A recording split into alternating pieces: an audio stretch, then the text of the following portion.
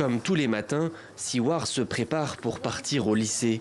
Dehors, il fait déjà très chaud et pourtant, elle doit faire attention à bien couvrir tout son corps. Car pour Siwar, le soleil est un danger permanent. Ses rayons provoquent de graves brûlures sur sa peau.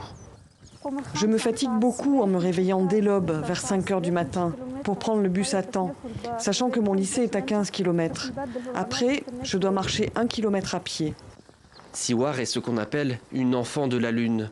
C'est le nom donné à ceux atteints par cette maladie génétique extrêmement rare qui bouleverse leur quotidien à tous les niveaux.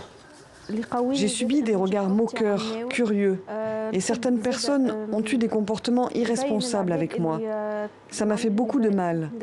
Mais malgré tout ça, ma sœur m'a beaucoup aidée, car elle a obtenu son bac.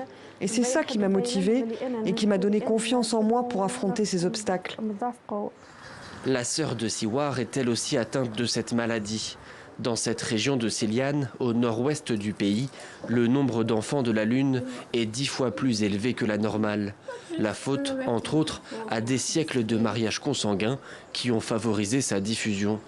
Ici, beaucoup de familles n'ont pas les moyens d'aider leurs enfants, alors une association a été créée pour les soutenir.